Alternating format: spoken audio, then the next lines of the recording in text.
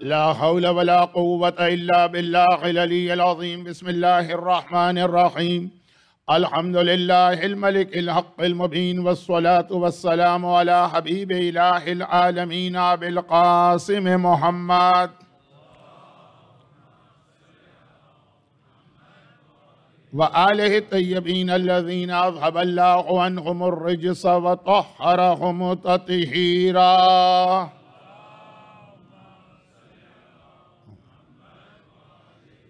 سيما على بقية الله في الأراضين وحجته على العالمين، عجل اللهم له الفرج ولعنة الله على أعدائهم أجمعين.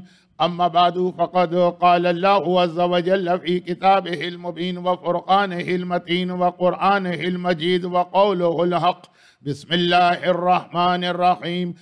قل إن كنتم تحبون الله فاتبعوني يحببكم الله ويغفر لكم ذنوبكم. وقال الذين إن مكناهم في الأرض أقاموا الصلاة وآتوا الزكاة وأمروا بالمعروف ونهوا عن المنكر ولله عاقبة الأمور.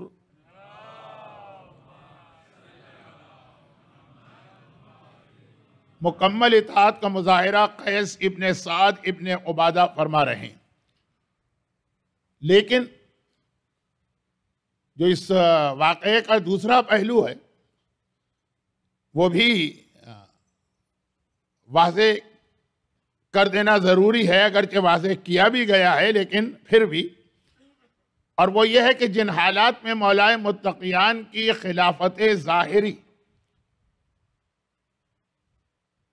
اور جس انداز سے مولا کو اتنا زیادہ پریشرائزڈ کیا جا رہا، دیکھیں جب یہ جملے کہے جا رہے ہیں اس کا مقصد امام کی مجبوری یا لاچاری یا بے کسی نہیں، یا یہ مقصد نہیں ہے کہ ناطاقتی، اور اسی طرح سے اللہ کے رسول کے کتنے ہی ایسے واقعات ہیں کہ پیغمبر کو یہ ارشاد فرمانا پڑا کہ یہ عمل صرف اس لیے کیا گیا کہ تم لوگوں کا اتنا اصرار تھا، لیکن ماحول اور حالات کو دیکھیے، آج بھی نجف اشرف میں وہ کنواں، اب کنواں تو نہ رہا لیکن اس کی جگہ تو موجود ہے، جہاں راتوں کو آ کے مولا کو کنویں کے اندر منہ ڈال کے کنویں سے بات کرنا پڑتی، اور یہ کہنا پڑتا ہے کہ علی کا سینہ پھٹ رہا، علی اکیلے رہ گئے، علی تنہا رہ گئے۔ کس ماحول میں مولا یہ فرما رہے ہیں کہ پورا خاندان ہے، انتہائی مخلص صحابی ہیں جن کے اخلاص پر کوئی شک نہیں۔ عبداللہ ابن جعفر طیار کے بارے میں کون شک کر سکتا؟ محمد حنفیہ کے بارے میں کون شک کر سکتا؟ کچھ نام تو میں لینا بھی نہیں چاہتا کہ عام آدمی اصل بات کو سمجھنے کے بجائے ان چیزوں میں الجھ جاتا ہے کہ جس کا کوئی تعلق ہمارے عقائد سے نہیں ہے لیکن اس کو عقیدہ بنا دیا جاتا۔ تو میں وہ باتیں چھوڑتے ہوئے اب دو قسم کا پریشر مولا پہ آتا، ہر ایک کو معلوم ہے، اس کو مجھے واضح کرنے کی ضرورت نہیں کہ جنگ صفین کا اختتام نیزوں پہ قرآن بلند کر کے جب کیا گیا، باقی حالات تو سب کو معلوم ہے، اور یہ طے پایا گیا کہ ایک آدمی یہاں سے آئے گا، ایک آدمی وہاں سے آئے گا، مولا اپنے آدمی کو نہیں بھیج پا رہے مذاکرات کے لیے اور اس مسئلے کے سیٹلمنٹ کے لیے۔ اول تو مولا اس کے لیے تیار ہی نہیں ہے، امام معصوم کا کسی سے سیٹلمنٹ کا مسئلہ ہی نہیں ہے، امام حکم دیتا ہے امت کو ماننا، لیکن اتنا پریشر کہ علی کو دشمن قرآن قرار دے دیا گیا کہ یہ قرآن کی بات نہیں مان رہے۔ دیکھیں میں پھر یہ جملہ کوئی 8ویں 9ویں مرتبہ دہرا رہا ہوں کہ جب ہم مراجع کی مثال دیتے ہیں تو ہم یہ نہیں کہتے ہیں کہ نعوذ باللہ مرجع اور امام برابر، یا چلے برابر نہ صحیح تو 19-20 کا فرق ہے، زمین و آسمان کا فرق ہے، لیکن جیسا کہ ائمہ طاہرین نے ہم اور آپ جیسے گناہگاروں کے لیے کہا، ادنا غلاموں کے لیے، جو حالات ہمارے لیے پیش آ رہے ہیں وہی تمہارے لیے پیش آئیں گے، تبھی امام نے کہا ہماری سیرت تمہارے لیے نمونہ عمل، کیونکہ وہی حالات، وہی واقعات، وہی پرابلمز، وہی پریشانیاں، وہی ڈیفیکلٹیز اور وہی معاشرے اور کمیونٹی کا دباؤ سب تم پر بھی آئے گا. تو اب آج بھی کیا مراجع کے خلاف ایک یہ جملہ بھی نہیں چلتا کہ جی یہ کیا فتوے دیتے ہیں، یہ سب قرآن کے خلاف ہے. اور ایسا آدمی کہتا ہے جسے قرآن پڑھنا بھی نہیں آتا، قرآن سمجھنا تو دور کی بات ہے، وہ صحیح قرآن پڑھ بھی نہیں سکتا، لیکن وہ کہتا ہے جی یہ تو سارے فتوے قرآن کے خلاف. سب سے زیادہ جس مسئلے کو ہائی لائٹ کیا جاتا ہے، چونکہ وہ اس آیت میں جسے میں نے پہلے دن کی مجلس سے مسلسل سرنامہ کلام بنایا، یعنی حکومت امام زمانہ والی آیت، اس میں زکوٰۃ کا لفظ آیا، تو سب سے زیادہ اسی کے حوالے سے ہمارے مراجع پہ اعتراض کیا جاتا. بہرحال اب تو ہر ایک کے علم میں آ چکا ہے کہ آیت اللہ سیستانی احتیاط واجب ہے کہ کاروبار کے مال پر بھی خمس دینا ہے، چاہے وہ کرنسی نوٹ ہو، لیکن یہ اس وقت بیان کرنے کا موقع نہیں ہے. غالباً یا المہندی میں میری مجالس کے آخر میں کسی ایک دن کوئسچن آنسر کا بھی ایک سیشن رکھا گیا ہے، کچھ باتیں وہاں ہوں گی، لیکن اب وہ دیکھیے کہ کس انداز سے بالکل وہی اعتراض کہ جی یہ قرآن کے خلاف فتوے دیتے ہیں، اور وہ تو ساری چیزیں آپ نے ابھی سنی ہی نہیں. آپ سے مطلب یہ ہے مجمع کی اکثریت، ورنہ کچھ لوگوں نے تو باقاعدہ وہ پوری سیریز پڑھی جو کراچی سے 5 کتابیں اردو زبان میں مرجعیت کے خلاف اس طرح چھپی کہ اس میں سارے فتوے کوٹ کیے گئے جو ان کے اعتبار سے صریحاً قرآن کے مخالفت میں. میں کتابوں کا نام بھی نہیں لینا چاہتا، ورنہ جنہوں نے نہیں بھی پڑھا ان کو شوق ہوگا، وہ جا کے پڑھیں گے، تو جب پڑھیں گے تو ہو سکتا ہے کہ ان میں سے کوئی ایک بہک بھی جائے. لیکن خلاصہ یہ ہے ان 5 کتابوں کا کہ جی یہ سارے کے سارے فتوے یہ لوگ اپنی رائے اور مرضی سے دیتے ہیں اور قرآن کے خلاف. اور پھر نہج البلاغہ کے خطبہ بھی لے کے آ جاتے ہیں کوٹ کرنے کے لیے، جس کا کوئی تعلق مرجعیت سے نہیں ہے. مولانا متقیان کے زمانے میں کوئی مرجع نہیں تھا، کوئی مجتہد نہیں تھا. اجتہاد اور مرجعیت کی تاریخ مولا کے بعد سے شروع ہوتی. تو مولا کے اس خطبے کا کیا تعلق ہوگا؟ ایک چیز ابھی عالم وجود میں نہیں. اچھا مولا اگر یہ کہیں کہ دیکھو ایک زمانہ ایسا آئے گا کہ ایسے علماء پیدا ہوں گے جو قرآن کے خلاف فتویٰ دیں گے اور ایک حق ہے اور ان کے 5 نظریے ہوں گے، آئے گا زمانہ، تو سمجھ میں آتا. مولا جو لفظ استعمال کر رہے ہیں، جو اس میں ٹینس سے استعمال ہو رہا ہے، وہ اس وقت کا ہے کہ ابھی اس وقت جو یہ بیٹھے. اچھا خطبے کی ہیڈنگ بھی دیکھی، قاضیوں کے اختلاف کے بارے میں مولا کا خطبہ، یعنی قاضیوں کی مذمت، کنڈیم کرنا. قاضی، جج بالکل الگ چیز ہے، مرجعیت بالکل الگ چیز. جج کون تھے؟ جج وہ پہلے 3 حکمرانوں کے مقرر کیے ہوئے آدمی تھے جو مولا تک کے خلاف فیصلہ کرنے کو تیار تھے. جو واقعات 2-4 آپ نے سنے، کہاں کی بات کو کہاں سے لے جا کے ملا دیا گیا صرف اس لیے کہ مرجعیت کی مخالفت کرنا. یہی قرآن کریم نے منافقین کی پہلی پہچان بتائی ہے. منافق اس کو نہیں کہتے کہ جس کے مثلا زبان پہ کچھ اور دل میں کچھ ہو، اسے منافق نہیں کہتے. ہمارے ہاں اس کو منافق کہنے لگے. عمار یاسر زبان سے کفر کا کلمہ صادر کر رہے ہیں اور دل کے اندر ان کا ایمان ہے، کہ وہ منافق. الا من اکرہ وقلبہ مطمئن بالایمان، قرآن کی آیت عمار یاسر کے لیے نازل ہو کہ ہاں جسے مجبور کیا گیا ہے مگر اس کا دل ایمان سے بھرا ہوا ہے، وہ کافر نہیں ہوتا، وہ منافق نہیں ہوتا. خیر اب میں بات کو بلا وجہ اتنا پھیلا رہا ہوں، لیکن چونکہ پہلے دن سے پتہ نہیں کیا بات، کسی بھی موضوع پہ بات کر رہا ہوں، پروردگار خود میری زبان کو پھیر کے ذرا سا اس جانب لے آتا ہے، میں پھر تھوڑا سنبھلتا ہوں اور واپس اپنے اصل موضوع پہ جاتا ہوں. منافقت اس کا نام نہیں ہے. منافقت اس کا نام ہے کہ دل کے اندر کفر بھرا ہو اور زبان پہ ایمان، بس یہ ہے منافقت.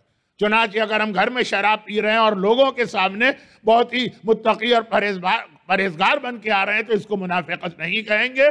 اور قرآن کریم نے اسی لیے کافروں سے زیادہ انٹروڈکشن منافقوں کا کرایا، پہچان بتائی، نشانیاں بتائیں.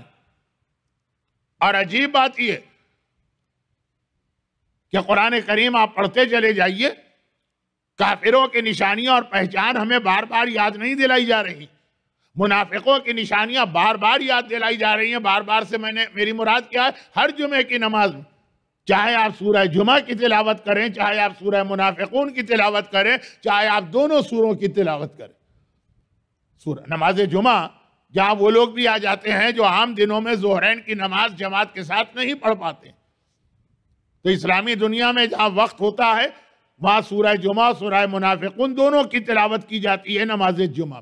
مغربی دنیا میں جہاں اتنا وقت لوگوں کے پاس نہیں ہوتا تو عموماً نماز پڑھانے والے سورہ جمعہ کی تلاوت کرتے ہیں، سورہ منافقون کے بدلے کوئی مختصر سورہ پڑھ دیتے ہیں جو جائز ہے۔ اور جہاں اتنا وقت بھی نہیں ہوتا ہے وہاں پہ سورہ جمعہ بھی نہیں، انا انزلنا کا سورہ، منافقون بھی نہیں، قل هو اللہ کا سورہ۔ لیکن جو اتنی مختصر نماز پڑھاتے ہیں، لوگوں کی مجبوریوں کو دیکھ کر وہ بھی یہ کہتے ہیں اور مجمع بھی یہ سمجھتا ہے کہ اصل ثواب تو سورہ جمعہ اور منافقون کا، اور دونوں سوروں کا موضوع کیا؟ منافق کی پہچان قرآن کرا رہا اور ہر ہفتے یاد دلا رہا ہے۔ چنانچہ بہت ہی مشہور جو آیت وَإِذَا رَأَوْا تِجَارَةً أَوْ لَهْوًا، منافقوں کی پہچان کہ یہ تمہارے پیچھے آ کے نماز میں کھڑے ہو جائیں گے۔ نماز کیا ہے؟ اطاعت رسول کی مکمل ٹریننگ۔ نماز کیا ہے؟ اطاعت امام کی مکمل ٹریننگ۔ نماز کیا ہے؟ اطاعت پروردگار کی مسلسل مشق۔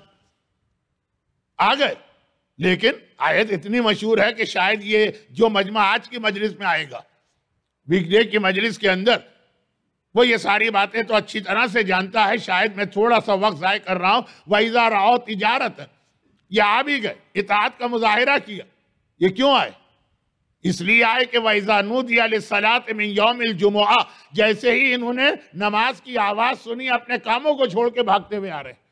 ظاہری اعتبار سے اسی کا نام اطاعت ہے نا، 4 دن کا موضوع، 5 دن کا موضوع۔ لیکن آنے کے بعد، اطاعت کا مظاہرہ کرنے کے بعد نتیجہ کیا نکلا؟ جب تجارت دیکھی اور لہوا کھیل تماشا دیکھا، انفضوا الیکا، دوڑ کے ادھر گئے، وترکوک قائما، تجھے اکیلا چھوڑ دیا۔ سورہ جمعہ کی آیت ہمارے یہاں مجلسوں میں بہت پڑھی جاتی ہے، اس کے اعتبار سے بہت پیغام دیے جاتے ہیں، اس کے اعتبار سے مجمع کو بہت کنڈیم کیا جاتا ہے۔ لیکن یہ دو بہت اہم نشانیاں بتا دی گئی۔ کن لوگوں کی؟ ان لوگوں کی بات نہیں ہو رہی ہے جنہوں نے نماز جمعہ کی آواز سنی اور بزنس میں لگے رہے، جنہوں نے نماز جمعہ کی نودیہ آواز سنی۔ یہاں رک کے پھر بہت چھوٹی ایک بات کہہ دوں، میں ڈر بھی رہا ہوں، گھبرا بھی رہا ہوں، ویک ڈیز کی مجلس، مصائب کا بیان بھی زیادہ، ماتم بھی زیادہ، اور میں موضوع پہ آنے سے پہلے ادھر ادھر اتنی باتیں کر رہا ہوں۔ لیکن ایک دفعہ پہلے بھی میں نے کہا تھا اور آج پھر عرض کر رہا ہوں، وہ یہ ہے کہ قرآن جب اچھا خاصا ایک لفظ استعمال کر رہا ہے اور مسلسل، ایک تو جیسے شاعر حضرات کا طریقہ ہوتا، اور وہ یہ ہے کہ ایک ہی مضمون کے ہو تو کیا وہ 100 رنگ میں باندھو انیس کی دعا، یہ ایک ہی چیز ہے لیکن مختلف قافیے بدل کے وہ اس کو استعمال کر رہے ہیں تو ٹھیک ہے۔ لیکن اگر قرآن 1000 میں سے 999 جگہ پر ایک ہی لفظ لا رہا اور پھر ایک جگہ پہ لفظ بدل رہا، افلا یتدبرون فی القرآن، قرآن پڑھ رہے تو غور کیوں نہیں کر رہے کہ آخر وجہ کیا پیش آئی؟ جس کی ایک مثال میں نے زکوٰۃ کے حوالے سے دی تھی، آج دہرا نہیں رہا ہوں، آج نماز کے حوالے سے۔ ہر جگہ جہاں نماز کا ذکر آتا ہے قرآن کیا کہتے ہیں؟ اقیموا اقام، اقیموا اقام، اقامت الصلاۃ، لفظ قائم آتا ہر جگہ۔ نماز جمعہ کی بات آئی، قرآن نے لفظ کیوں بدل دی؟ یہ کیوں کہا نودیہ؟ جب تمہیں ندا دی جائے، پکارا جائے اور آواز دی جائے تب آنا۔ جب بھی کبھی آواز کی بات آئے گی تو پہلا سوال یہ آتا ہے ذہن میں بھی اور شریعت میں بھی، آواز دینے والا کون؟ کیا ہر ایک کو اختیار ہے آواز دینے کا؟ آخری زمانے کی نشانیوں میں یہ نشانی، ظہور امام سے پہلے ظہور امام کی کئی آوازیں بلند ہوں گی۔ تب ہمیں تو اس کی ٹریننگ دلائی جا رہی کہ ہر بلند ہونے والی آواز کو آواز نہ سمجھو۔ اب میں اس وقت مشکل عربی لفظ یہ استعمال کر رہا ہوں تاکہ کم وقت میں بات ہو، ندائے آسمانی، ظہور امام کی یقینی نشانی ہے ندائے آسمانی، ندا، آواز. لیکن یہ کہہ کر کہ اس سے پہلے کئی مرتبہ یہ آواز بلند ہوگی، تو ہر ایک کی آواز پہ دوڑ کے نہیں جانا ہے. جس آواز کو ظہور امام کی نشانی قرار دیا وہ جبرائیل کی آواز ہے مثلا. اب جب بھی لفظ آواز آئے گا ندا، وہاں پہ یہ سوال خود آتا. پورے قرآن میں ہر نماز کے لیے ہر جگہ پہ لفظ حقیمو آتا ہے، یہاں پہ نودی آ گئے. اس کا مطلب یہ ہے کہ نماز جمعہ کی شرائط عام نمازوں سے الگ ہے. بات یہاں پہ میں روک دیتا ہوں. اس کے حوالے سے بھی مرجعیت پہ ایک اعتراض ہوتا ہے، لیکن اتنی ساری باتیں جمع نہیں کرنا ہے، مسائل جمع نہیں کرنا ہے، اصولی باتیں بتانا. تو اب مولائے متقیان، اب یہ منافقوں کی دو پہچان قرآن کریم نے ہر جمعے کو یاد دلانے کے لیے نماز جمعہ کا حصہ بنا دی. یہ کون لوگ ہیں جو اطاعت والے، جو دوڑ کے آئیں، جنہوں نے اپنے بزنس بند کر دیے، جو کھیتوں میں کام کر رہے تھے، آواز سنتے ہی وہیں پہ نامکمل چھوڑا اور بھاگ کے آ گئے. یہ وہ لوگ ہیں. مگر تجارت اور کھیل تماشا. اب یہ منافقوں کی پہچان. اب میرا موضوع اس سال منافقت نہیں ہے، ورنہ اس پر بھی میں نے 2-3 اشرے پڑھے، اور علماء تو پڑھتے ہی رہتے ہیں. اشرا میں تو ایک طالب علم. بات یہ ہو رہی کہ اب لفظ کیا آیا ہے اور ہم اس کو کس سے جا کے ملا رہے ہیں. قاضی بالکل الگ چیز، اسے مقرر کرتے ہیں ظالم حکمران، قاضی شرع. تو اب یہ مرجعیت، مجتہد، اجتہاد میرے مولا کی خلافت ظاہری میں چیز ہی نہیں تھی. اور کہا جی پورا خطبہ علی نے مجتہدین کے خلاف دیا، اور اس کی ہیڈنگ بھی ہے کہ مختلف قاضیوں کے ایک ہی معاملے میں مختلف فیصلوں کی مذمت. جوڈیشری بالکل ایک الگ ڈپارٹمنٹ ہے، اور پارلیمنٹ بالکل ایک الگ ڈپارٹمنٹ ہے. مرجعیت ہے پارلیمنٹ کی طرح سے قانون بناتی ہے، اور قاضی الگ چیز. لیکن یہ فراڈ اور دھوکہ ہم میں ہو رہا. معاویہ نے تو یہ فراڈ اور دھوکہ کیا ہی. جب کہا گیا کہ اے معاویہ، پیغمبر کی مشہور حدیث ہے کہ ہمارے یاسر کو ایک باغی گروہ قتل کرے گا، تو عمار تو ہمارے ہاتھ سے مارے گئے. کہا کہ نہیں، وہ تو علی کے وجہ سے مارے گئے. لے کر ان کو کیوں آئے تھے میدان جنگ؟ گردن پہ تلوار چلانے والے ہم ہیں، لیکن میدان میں لانے والے تو علی تھے نا.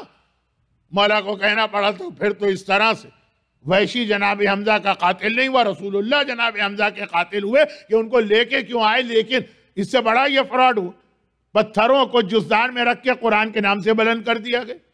اس سے بڑا یہ فراڈ ہوا کہ جھوٹا خط لکھ کر قیس کے نام سے پورے شام میں اور کوفے میں پھیلا دیا گیا، اور اس میں جھوٹی گواہیاں بھی آنے لگی.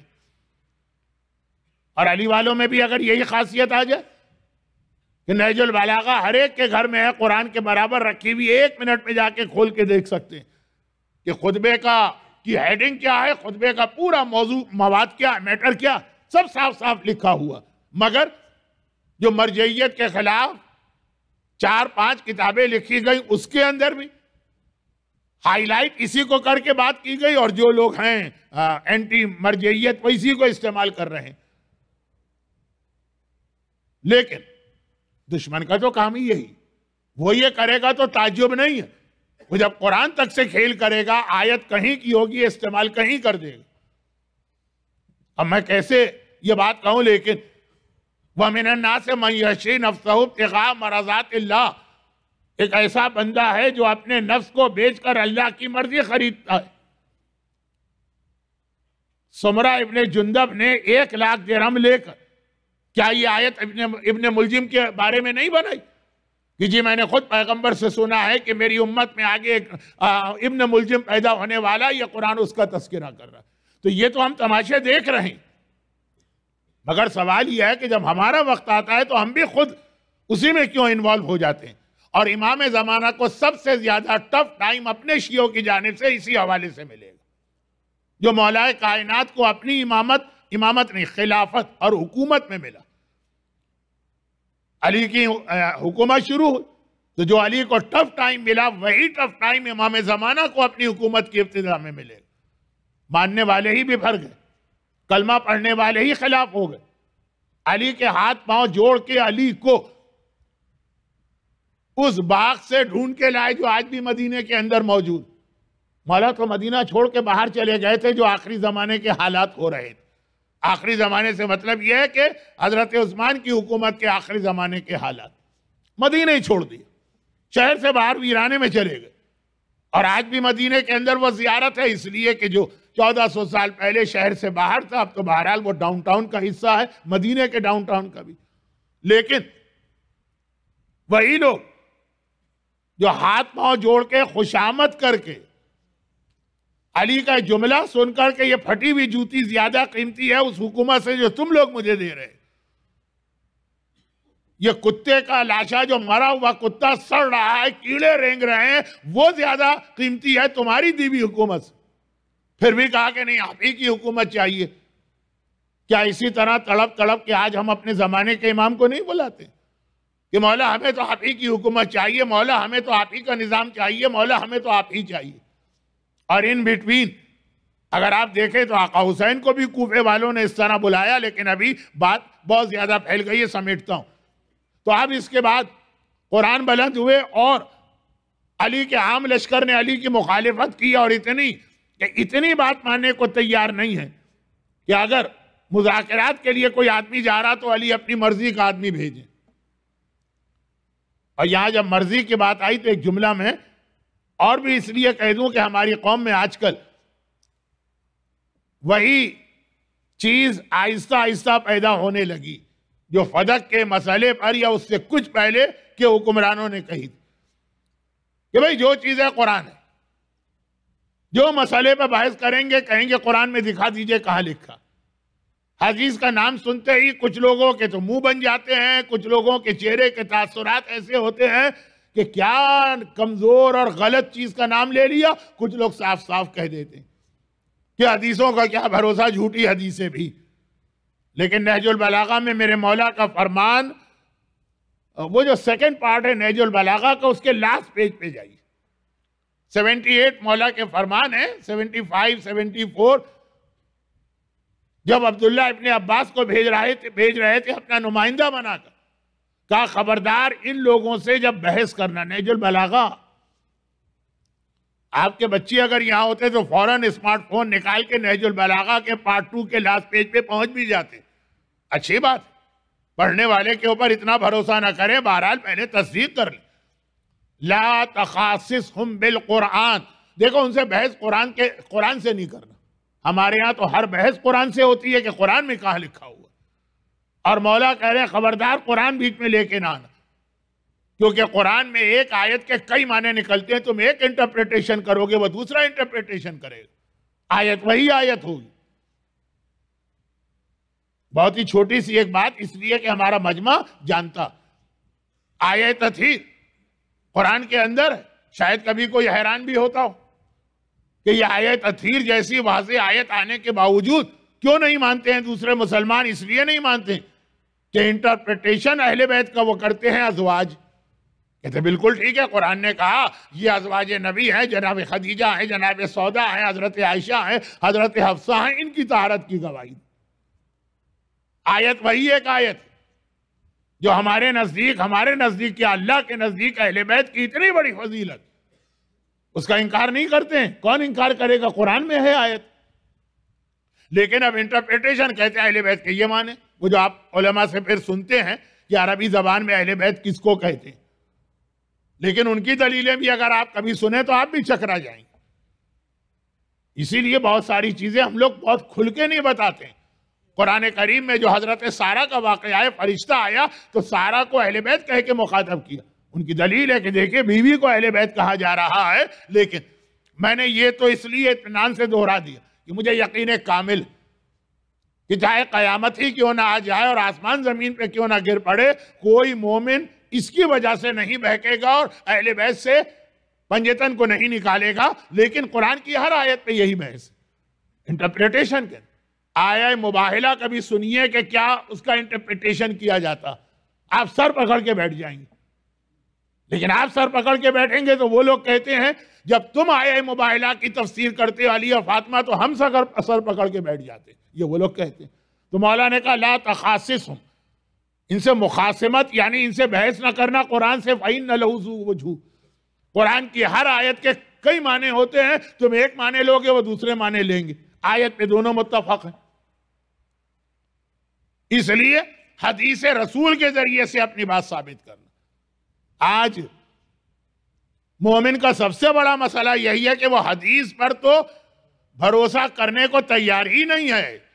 مرجعیت کے سارے فتاووں پہ اس لیے اعتراض ہے کہ جو قرآن سے یہ ثابت نہیں ہو رہے، تو یہ دیکھو حدیث سے ثابت ہو رہے ہیں کہ نہیں ہو رہے۔ وہ حدیث کا تو پہلے ہی تذکرہ ختم کر دیا، لیکن یہ بات پہلی مولا اتنا پریشر کہ اپنا آدمی بھیجنا چاہ رہے ہیں، اور کہا جا رہا ہے کہ نہیں یہ کون لوگ ہیں، یہ جو بعد میں دشمن بنے، لیکن وہ کون لوگ ہیں جو قیس کے مسئلے میں مولا سے کہہ رہے ہیں کہ مولا سیف سائیڈ یہ ہے کہ اس کو ہٹا دیجئے، وہ عبداللہ ابن جعفر طیار ہیں، وہ محمد حنفیہ ہیں، وہ خاندان کے دیگر افراد ہیں، حتی مالک اشتر ہیں۔ اور ایک جملہ جو کل میں نے کہا پوری ایک مجلس کی تمہید تھا، اب اللہ بہتر جانتا ہے کہ مجلس عاشورے سے پہلے آ سکے گی یا عاشورے کے بعد، اور وہ یہ ہے کہ محمد ابن ابی بکر کی عظمت اپنی جگہ، لیکن عظمت اپنی جگہ ہوتی ہے، ہر کام کی صلاحیت ہر آدمی میں نہیں ہوتی۔ محمد ابن ابی بکر اتنے اہم آدمی ہیں لیکن وہ طبیب نہیں ہے، ہماری سرجری نہیں کر سکتے۔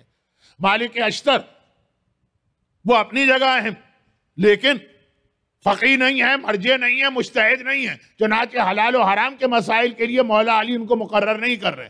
قیس اس اعتبار سے اتنے اہم آدمی تھے کہ مولا نے جب یہ مولا کے پاس آ گئے تانے مدینے میں سن کے، تو مولا نے کہا قیس مجھے انتہائی صدمہ ہے کہ میں نے تمہیں مصر سے کیوں ہٹایا؟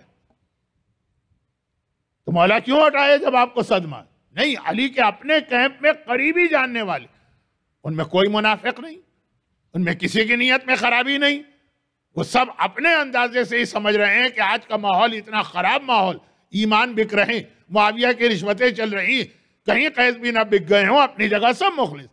مولا نے کہا اتنا مجھے صدمہ، کیا مجھ سے یہ برداشت نہیں ہو رہا ہے کہ تم میرے پاس آ کے اس طرح خالی بیٹھو، اتنے بڑے عہدے سے ہٹایا گیا، جاؤ میں تمہیں آذربائیجان کا گورنر بنا کے بھیجتا ہوں، یہ بھی ایک بہت اہم صوبہ تھا، مصر جیسا تو نہیں، کہا لیکن جو عہدہ تم سے لیا گیا ہے ویسا ہی عہدہ میں تم کو دے رہا ہوں۔ یہ الگ بات ہے کہ وہ گئے اور جیسے ہی صفین کی خبر سنی تو فوراً وہ اپنا عہدہ چھوڑ کے آ گئے کہ نہیں مولا مجھے گورنر ہی نہیں چاہیے، آپ کے پرچم تلے آپ کے دشمنوں سے جنگ کرنا ہے۔ یہ تو انہوں نے اطاعت کا بے مثل مظاہرہ کیا۔ مگر اب ہماری مجلس کتنی رہ گئی؟ آج کی مجلس بھی آدھی ہو گئی، 2 مجلسیں اور ہیں شب عاشور تک، اور پھر تو عاشورے کا دن، اور پھر آخری 2 مجلسیں، تو اب ایک منزل ہم آگے بڑھتے ہیں، اور وہ یہ کہ یہ جو اتنی اطاعت کا اسلام نے حکم دیا اور پھر ہمیں اس کی ٹریننگ بھی دی کہ اس سے اطاعت ہوگی، مگر سوال یہ پیدا ہوتا ہے ٹریننگ وہ کرے نا جو اطاعت کے لیے تیار ہو رہا، تو اس کے لیے ہم تیار کیسے ہوں گے؟ اطاعت کی ٹریننگ ہے نماز روزانہ، روزہ سال میں 1 بار، حج 5 سال میں 1 بار یا زندگی میں 1 بار، مگر وہی جائے گا نا۔ اب جم کھلے ہوئے ہیں، فٹنس کلب کھلے ہوئے ہیں، جوائن وہی کرے گا جسے اپنی صحت کے حوالے سے پریشانی ہو۔ آپ حضرات سے میں معذرت کے ساتھ ایک جملہ میں نے 4 دن پہلے مذاق میں کہا تھا، لیکن وہ مذاق کا جملہ بھی میں واپس لے رہا ہوں، مجھے وہ جملہ واپس کر دیجیے کہ جی وہ ٹورنٹو میں لوگ مہمانوں کی دعوت نہیں کرتے ہیں، اس کے بعد سے جو دعوتیں میرے پاس آئیں اور مسلسل آ رہی ہیں، جس کا نتیجہ یہ ہے کہ اس وقت جو لباس میں پہنا ہوں وزن اتنا بڑھ گیا کہ مجھے یہ لباس جو میں چیک کر کے لایا تھا تنگ محسوس ہو رہا ہے۔ تو وہ تو ایک مذاق کی بات تھی، آپ اس کو اتنا سیریس لے گئے۔ واپس آ جائیے کہ کون جائے گا فٹنس کلب میں یا جم کو کون جوائن کرے، جسے یہ احساس ہوگا کہ جی ہمیں اپنا وزن کم کرنا ہے یا صحت کا خیال ہے، وہی جائے گا نا۔ تو اب یہ اطاعت کا راستہ ہے ٹریننگ، نماز اور حج اور روزہ، مگر کون اس کی جانب جائے گا جسے احساس ہو کہ اطاعت کرنا ہے؟ تو یہ احساس کیسے پیدا ہو، کہ کس چیز کے ذریعے سے؟ ایک آیت قرآن کی پیش کر رہا ہوں، ایک بہت مشہور روایت، اور آیت کیا ہے؟ قُلْ إِن كُنْتُمْ تُحِبُّونَ اللَّهَ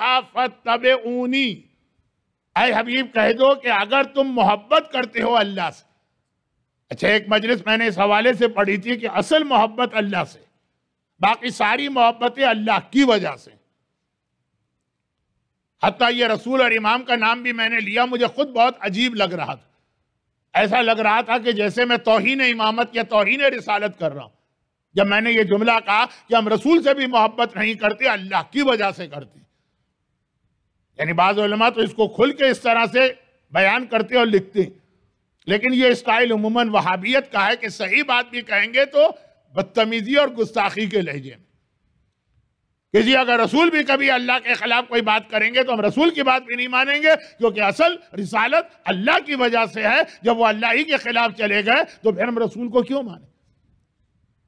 بات صحیح بھی ہوگی لیکن جس بدتمیزی اور گستاخی کے ساتھ کہی جا رہی، تو اصل محبت اللہ کی. اب قرآن کہہ رہا ہے اگر تم اللہ سے محبت کرتے ہو فَاتَّبِعُونِی، تو میری اطاعت کرو، پیروی کرو آنکھیں بند کر کے. فَاتَّبِعُونِی کسے کہتے ہیں؟ بلائنڈلی فالو کرنا. مرجع کی تقلید ہوتی ہے، اتباع نہیں ہوتا. بلائنڈلی فالو نہیں کرتے ہیں، فرق ہے ذہن میں. جب آپ یہ کہتے ہیں کہ ہم رسول کی تقلید کر رہے ہیں تو آپ نے رسول کی درجے کو کم کر دیا. تقلید سے جان چھڑانے کے لیے آپ نے رسالت و امامت کے درجے کو کم کیا. کیونکہ بعض لوگ کہتے ہیں ہم امام زمانہ کی تقلید میں، امام زمانہ کا اتباع ہے، امام زمانہ کی اطاعت ہے. لیکن اس مجمع کے سامنے تو شاید میں یہ بات وقت ضائع کر رہا ہوں، یہ سب اس چیز پہ اعتقاد رکھتے ہیں کیونکہ ان کو پہلے سے پتا کہ جو اس وقت ممبر پہ آ رہا ہے وہ یہی باتیں کرے گا. یہ مانتے ہیں تبھی آ رہے ہیں.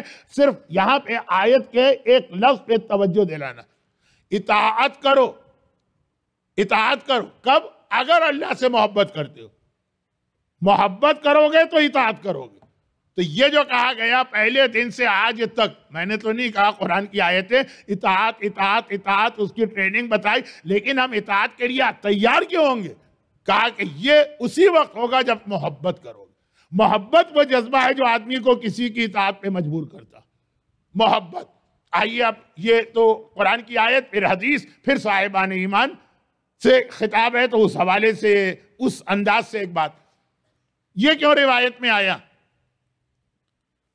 آخری زمانے کی نشانیوں میں تو بہت زیادہ آیا کہ مرد اپنی بیویوں کی اطاعت کریں گے. وہی لفظ اطاعہ جو ہمارا پہلے دن سے موضوع بن گئے. اذا عملت امتی 15 خصلہ. جب مولا نے پوچھا تھا یا رسول اللہ آخری زمانے کی پہچان کیا، ہم اور آپ مولا سے پوچھتے ہیں. یہ وہ حدیث ہے کہ مولا رسول سے پوچھ رہے ہیں، اپنے لیے نہیں، ہمارے اور آپ کے لیے. البتہ یہ حدیث کا اسٹائل بڑا عجیب ہے. یعنی یہ حدیث پہلے مصیبتیں بتا رہی ہے، پھر راحت بتا رہی ہے. پیغمبر نے فرمایا جب میری امتی، عام انسان نہیں، میری امت 15 کام کرنے لگی، حل لہم البلاء، اللہ بلاؤں کو ان کے لیے حلال کر دے گا، یہ راستہ کھول دے گا. ابھی تو اللہ نے بلاؤں کو باندھا ہوا ہے. حلّا، ہمارے یہاں اردو میں بھی ایک محاورہ ہے، ارباب حل و عقد. عقل مند لوگوں کو، دانشمند لوگوں کو کریم آف دا نیشن کو کہتے ہیں، جو کسی مسئلے کو عقد مانے باندھتے ہیں، حل مانے کھولتے ہیں. مسئلے کو کھولنا اور باندھنا تو حل مانے کھول دینا، بلاؤں کو کھول دے گا. ابھی اللہ نے بلاؤں کو باندھا ہوا ہے کہ امت رسول پہ نہ جانا. انڈیویجول ہمارا اور آپ کا امتحان ہوگا، لیکن یہ بار بار آپ نے علماء سے سنا. قرآن کریم کی آیت وَمَا كُنَّا مُعَذِّبِينَ وَأَنْتَ فِيهِمْ. اے حبیب، نوح کی امت جو غلطی کرے تو عذاب آ جائے گا، اور ابراہیم کی امت غلطی کرے تو عذاب آ جائے گا، اور موسیٰ کی امت غلطی کرے تو عذاب آ جائے گا، اور عیسیٰ کی امت غلطی کرے عذاب آئے گا. تیری امت غلطی کرے وَمَا كُنَّا مُعَذِّبِينَ، ہم امت کو بھی عذاب نہیں دیں گے، امت کو عذاب نہیں دیں گے، کیونکہ وَأَنْتَ فِيهِمْ، تو ان کے درمیان آ چکا. ورنہ جو ماضی کی امتوں پہ عذاب آیا، انہوں نے کون سا ایسا انوکھا کام کیا جو ہم اور آپ نہیں کرتے؟ جن جن باتوں کی وجہ سے عذاب آیا ہمارے ہاں بھی روزانہ ہوتی ہیں وہ باتیں. چلیں، بعض امتوں پہ عذاب آیا کفر اور شرک کی وجہ سے، الحمدللہ ہم محفوظ. یہ الگ بات ہے کہ پیغمبر نے کہا کہ چھوٹا شرک تو تم بھی کر رہے، لیکن چھوڑ دیجئے یہ سٹائل بھی تھوڑا وہابیت کا ہے جن کو ہر کام میں شرک نظر آتا، لیکن حضرت شعیب کی قوم پہ عذاب تو شرک کی وجہ سے نہیں آئے، ناپ تول میں کمی کرتے ہیں، ایک دوسرے کا حق مارتے ہیں۔ کیا یہ ہمارے ہاں نہیں ہوتا؟ بھائی بھائی کا حق مار رہا، بہن بہن کا حق مار رہی، بزنس پارٹنر ایک دوسرے کا حق مار رہے، جس مومن کو دوسرے مومن کا مال ملے۔ اب یہ میں آخری جملہ کہنا بھی نہیں چاہتا ہوں لیکن کہہ بھی دیتا ہوں، اور تو اور معصومین کے حق کو غصب کر کے بیٹھتے ہیں، شہزادی کونین کے حق کو، لیکن وہ ایک الگ موضوع بھی ہے اور بہت بولا جاتا، جس کا نتیجہ اثر بھی ہو رہا۔ ریگولر خمس دینے والے بھی ہیں، لیکن مسئلہ معصوم کا تو ہے ہی مسئلہ، ہمارے اور آپ کے درمیان جو ڈیلنگ۔ چھوٹی سی بات، جب کسی آدمی کا انتقال ہو جائے تو یہ ہر ایک کو معلوم ہے نا کہ 4 چیزیں ایسی ہیں جس کا کسی وارث سے تعلق نہیں ہے، صرف بڑے بیٹے کا حق ہے، اگر مرنے والا مرد ہے تو۔ اب 4 میں سے 2 چیزیں تو آج کل نہیں ہیں، یا شاید تیسری بھی ہے، چوتھی نہیں۔ کسی بیٹے کا حق نہیں ہے، کسی بیٹی کا حق نہیں ہے، کسی بیوی کا حق نہیں ہے، کسی باپ کا حق نہیں ہے، کسی ماں کا حق نہیں ہے، مرنے والے کی بات ہو رہی۔ صرف بڑے بیٹے کا حق ہے، اس کو اسلام نے کہا ہبوا، یہ اللہ نے گفٹ دیا ہے بڑے بیٹے کو۔ ہبوا مانے گفٹ۔ نماز جعفر طیار کا دوسرا نام ہے نماز ہبوا، جو پیغمبر نے گفٹ کی تھی حضرت جعفر طیار کو۔ مرنے والے کے بدن کے کپڑے حرام ہے کسی بھی وارث کے لیے، ان کپڑوں کو خود استعمال میں لانا یہ تو نہیں، کسی غریب کو دے دینا یہ بھی جائز نہیں، یتیم خانے میں بھیجوا دینا یہ بھی جائز نہیں، تن کے کپڑے جو موت کے وقت ہے وہ غسل خانے میں چھوڑ کے آ جانا وہ بھی جائز نہیں، غسال کو دینا یہ بھی گناہ کبیرہ۔ صرف بڑے بیٹے کا حق ہے، اس کی مرضی، اس کو کسی سے پوچھنا بھی نہیں، اور کسی دوسرے کو، چاہے مرنے والے کی اولاد ہو، چاہے مرنے والے کے والدین ہو، چاہے مرنے والے کی بیوی ہو، پھر وہ۔ لیکن اتنا زیادہ میں نے کراچی میں اس مسئلے میں گناہ ہوتے دیکھے، نیکی کی نیت سے وہ سارے کپڑے اٹھا کے غریبوں کو دے دیے یا یتیم خانے میں بھیجوا دی۔ یہ تو وہی ہوا کہ چوری کا مال ہم آگے تقسیم کر رہے ہیں، گناہ کبیرہ۔ اور مرنے والے کی انگوٹھی قیمتی چیز ہوتی ہے، کپڑے بھی قیمتی چیز ہوتے ہیں۔ اس کو قرآن اچھی چیز مانا جاتا ہے اگر قرآن کسی غریب کو دیا جائے، مگر یہ سب حرام اور گناہ ہے۔ مولا کا زمانہ ہوتا، جو امام بیت المال کے چراغ کو ایک لمحے کے لیے برداشت نہ کرے، واقعات مشہور ہے تو میں اشارہ کر کے کیوں نہ آگے بڑھوں، آپ کا اور اپنا دونوں کا وقت زیادہ اس میں کیوں لگاؤں۔ چراغ گل کر دی، یہ سارے مسلمانوں کا حق ہے، تمہارے پرسنل معاملے کے لیے میں اس کو استعمال نہیں کروں گا، چھوڑیں اس کو۔ یہ واقعہ ذرا سا حکمران کا اپنے سگے بڑے بھائی عقیل کو، مسلم ابن عقیل کے والد، انہیں اپنے سے ناراض کر دیا، صرف اس لیے کہ وہ اپنے بڑھاپے اور بیماری کی وجہ سے ذرا سا زیادہ چاہ رہے تھے جتنا ان کا حق بنتا۔ یہ آ کے نہیں کہا کہ علی میں تمہارا بھائی ہوں، بھائی ہونے کے ناطے نہیں، سید ہونے کے ناطے نہیں، ابو طالب جیسے محسن اسلام کے بیٹے ہونے کے ناطے نہیں، کہا دیکھو میں بیمار ہوں، رات کو نظر نہیں آتا، پارشلی بلائنڈ، اور دیکھو میں کتنا بوڑھا ہوں، 80 سال کا، کام بھی نہیں کر سکتا۔ مولا نے ناراض کر دیا، یہاں تک کہ پھر وہ حاکم شام کے پاس چلے گئے، گرچہ وہ اس کی ایک اور لاجک، وہ تو گئے تھے شام میں وہ شیعت پھیلانے، تاکہ جب یہ اہل بیت کا لٹا ہوا قافلہ بازار شام میں پہنچے تو کہیں حق کی آوازیں بلند ہو، لیکن موضوع بدل رہا، بات یہ ہو رہی۔ سیدانی ناراض ہو گئے، بیت المال سے جب پیسے دیے گئے کہا کہ مولا وہ جو ابھی عورت گئی آپ نے جتنا اس کو دیا اتنا ہی مجھے دیا، یہ کون سیدانی ہوگی؟ خاندان اہل بیت، یہ پہلی جنریشن چل رہی ہے ابھی، میں نام بھی نہیں لینا چاہتا ورنہ پھر تقریر اصل موضوع رہ جائے گا، ذہن کہیں اور چلے جائیں گے۔ لیکن کہا کہ مولا آپ نے جتنا اس کو دیا اتنا آپ نے ہمیں بھی دیا، میں سیدانی ہوں، رسول کی اولاد ہوں، رسول کے خاندان کی ہوں۔ مولا نے کہا جو کچھ اس کا اجر ہے وہ تمہیں آخرت میں مل سکتا ہے، دنیا میں سب برابر۔ کہا مولا یہ سیدانی کہہ رہی ہے، مولا آپ سے پہلے کے جو حکمران تھے، کون تھے؟ علی سے پہلے کے حکمران، ہر ایک کو پتا، جب کبھی میں جاتی تھی ان کے پاس تو وہ ہمیشہ بیت المال سے مجھے زیادہ دیتے تھے دوسروں کے مقابلے. مولانا کا وہ ظلم کرتے تھے. اپنے سیادت کو اور اپنے تقوی کو کبھی استعمال نہ کرنا دولت دنیا کی خاطر. اب یہ مولا اتنا سخت، اور یہ دیکھیے ہمارے ہاں یہ مسئلہ کس کثرت سے پیش آتا ہے. اچھا عجیب بات یہ ہے کہ لوگ ایک وقت میں دو متضاد باتیں اپنی زبان پہ لاتے ہیں، کنٹراڈکٹری باتیں ایک وقت. اور ایک بات تو یہ بھی کہتے ہیں کہ جی ہم علی سے محبت کرتے ہیں، یہ برحق، یہ بات صحیح.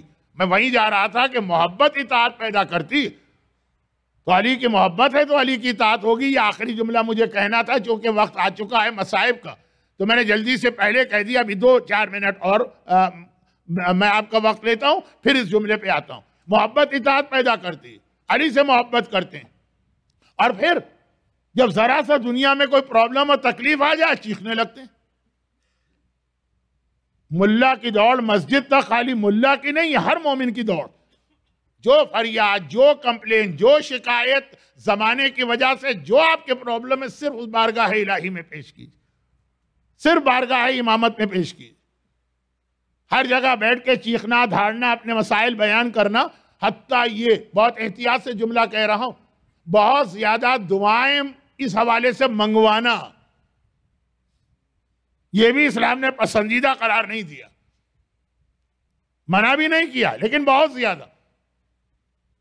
کیونکہ اب یہ دو باتیں جو ہیں نا یہ کنٹراڈکٹری. علی سے محبت. دین آئی واز گائیڈڈ، آغا تیجانی کی بہت مشہور کتاب، ایک زمانے میں تو بہت ہی پاپولر تھی. اس میں وہ واقعہ لکھتے ہیں نا کہ جب شہید باقر صدر سے میری دوسری ملاقات ہوئی. پہلی ملاقات ہوئی تو شیعت قبول کر لی، پھر میں چلا گیا اپنے وطن تیونس کے اس شہر میں جس کا نام تیجان ہے. تیونس کا ایک بہت مشہور شہر ہے، وہیں سے ان کا تعلق ہے. پھر جب اگلے سال مجھے دوبارہ زیارت کا موقع ملا، یہ غیر شیعہ اپنی قوم کے عالم ہیں، مومن بنے ہیں، واپس دوبارہ آ رہے ہیں، شہید باقر صدر سے ملاقات ہوئی. تو شہید صدر نے ان کے ہاتھ پہ شیعت قبول کی تھی لاسٹ وزٹ میں. سوال کیا کہ کیا گزر رہی ہے؟ کہا بہت بری. میں نے دین حق قبول کیا، میرا پرسنل معاملہ ہے، میرا کسی سے کوئی تعلق نہیں ہے، میں کسی اور سے بھی نہیں کہہ رہا ہوں. پورا خاندان، پورا محلہ، پورا شہر میرا دشمن ہو گئے. پہلے میں اتنا قابل احترام عالم تھا کہ لوگ نماز پڑھنا سعادت سمجھتے تھے کہ اتنے بڑے عالم کے پیچھے نماز. اپنے جھگڑے طے کرانا، میرے پاس آنا، دونوں فریق راضی ہوتے تھے کہ ہاں یہ بالکل ٹھیک آدمی. اب کوئی سلام کرنے کو روادار نہیں ہے، بلا وجہ کی دشمنی، نہ کرے سلام. لیکن دشمنیاں، مخالفتیں. شہید نے کہا تو کیا آپ کو پیغمبر کی وہ حدیث نہیں پتا کہ کسی نے آ کے رسول خدا سے کہا کہ یا رسول اللہ میں آپ سے محبت کرتا ہوں. موضوع آج تھا ہمارا محبت اور اطاعت کا رشتہ. پیغمبر نے کہا مبارک ہو، دنیا اور آخرت دونوں کے اندر تم کامیاب ہو گئے، لا الہ الا اللہ تفلحوا والا پیغام. کہا لیکن یا رسول اللہ میں آپ کے بھائی علی سے بھی اتنی ہی محبت کرتا ہوں. تو کہا کہ بس تیار ہو جاؤ مصیبتیں، پریشانیاں برداشت کرنے کے لیے، ساری دنیا بلا وجہ تمہاری دشمن بن جائے گی. اور کہا کہ میں آپ کے بیٹے حسین سے بھی اتنی محبت کرتا ہوں. کہا بس تیار ہو جاؤ، روزی کے دروازے تم پہ ہر طرف سے بند کیے جائیں گے. لیکن علی کی محبت کا مطلب یہ ہے کہ آپ تیروں اور تلواروں کو انویٹیشن دے رہے ہیں کہ آؤ اور آ کر میرے اوپر مجھے اپنا ٹارگٹ بناؤ. چنانچہ نہج البلاغہ کے تیسرے پارٹ، آج دوسرے پارٹ کی ایک حدیث آئی، اس کا ریفرنس تو آسان ہے کہ سیکنڈ پارٹ کا لاسٹ پیج. اور یہ تیسرے پارٹ کی حدیث ہے کہ جو مجھ سے محبت کرتا، مجھ سے محبت کرنے والا پہلے اپنے گھر میں ایک چادر منگوا لے، صبر کی چادر. جتنا مجھ سے محبت کرے گا اتنا اس کو مصیبتوں کا سامنا کرنا پڑے گا. اور اگر اس کے پاس صبر نہیں ہے تو میری محبت پہ باقی نہیں رہ سکتا. نہیں، بہت سارے ایسے لوگ محبت بھی علی سے کرتے ہیں لیکن صبر بھی نہیں ہوتا. تو کہا یہ علی کی محبت نہیں ہوتی ہے. آپ دیکھیں گے ایسے لوگ، وہ یقیناً علی سے محبت کر رہے ہیں لیکن اطاعت علی کی منزل پہ نہیں ہیں، چھوڑ دیتے ہیں پھر اطاعت کا راستہ. بھائی بہت زیادہ مالی مشکلات ہیں، کینیڈا میں تو نہیں ہوتی، پاکستان میں ہوتی. حرام کے راستے پہ چلے گئے، فراڈ کے راستے پہ چلے گئے، چیٹنگ کے راستے پہ چلے گئے. چلے میں بہت ہی عام مثال دے دوں جو آج کی مجلس جہاں پہ پہنچ گئی اس سے ذرا میچ نہیں کر رہی، لیکن میں کتنے لوگوں کو جانتا ہوں صرف اس لیے انہوں نے اپنی بیٹیوں کا اسکارف یا حجاب اتروا دیا کہ شادیاں نہیں ہو رہی. اور باپ کے لیے جوان بیٹی اور شادی نہ ہو کم از کم پاکستان انڈیا میں ایک مسئلہ، یہاں کا مجھے نہیں معلوم. لیکن محبت علی کی ہے تو پہلے چادر تیار کرنا، ہر مصیبت کا سامنا کرنا، تیار رہنا اس کے لیے. بلکہ واقعات ہے تاریخ میں کہ جو علی کے صحیح معنوں کے شیعہ تھے، جب ان کے گھر میں مصیبتیں نہیں آتی تھی تو وہ ایک دوسرے سے سوال کرتے تھے کہ کیا ہم اپنے محبت میں سچے ہیں کہ نہیں ہیں. اور جب ان کے اوپر کوئی مصیبت آتی تھی کہتے تھے اب اطمینان ہوا کہ ہاں ہم علی کی محبت میں سچے ہیں، تب دنیا ہماری دشمن بنی. واقعات پڑھنے کا وقت نہیں ہے، آج پوری تقریر میں نے کر دی، کتنی خشک ہو گئی کیونکہ ایک واقعہ بھی بیان نہیں کر پائے. اب یہ دو متضاد چیزیں، ایک طرف آپ کہیں کہ علی سے محبت ہے، ایک طرف آپ کہیں پریشانیاں بہت. یہ شکوہ اور یہ شکایت کرنے کا آپ کو حق ہے، لیکن وَأَنْتَ الْمُسْتَعَانُ وَإِلَيْكَ الْمُشْتَكَى. جتنی شکایت ہیں یا اللہ کی بارگاہ میں کرو یا جو اللہ کے نمائندے رسول ارمہ عوام کے سامنے اتنا ہے کہ بھئی ہماری پریشانی ہے، دعا کیجئے کہ حل ہو جائے. لیکن بعض لوگوں کی عادت ذرا اس سے مختلف ہوتی ہے. تو یہ دو کنٹراڈکٹری چیزیں، علی والا ہے ہر مصیبت و پریشانی کا سامنا کرے گا، بلکہ صحیح معنوں میں اگر محبت تو روزی کا دروازہ بند ہوگا، اگر محبت علی سے ہے تو وہ اور مطمئن ہوگا. لیکن اب یہ میں مطمئن کو سمجھانے کا وقت میرے پاس نہیں. جہاں محبت آئے گی وہاں پہ پھر اطاعت آئے گی. آخری زمانے میں لوگ بلائیں اللہ ان کے لیے کھول دے گا. باقی باتیں کل ہوگی، لیکن جلدی سے ایک چھوٹا سا واقعہ پڑھی دوں، بہت چھوٹا سا. آ گیا غلام حبشی، یا امیر المومنین میں نے چوری کی ہے تو میرا ہاتھ کاٹ دیجیے. ہاتھ کاٹ دیجیے، ہاتھ.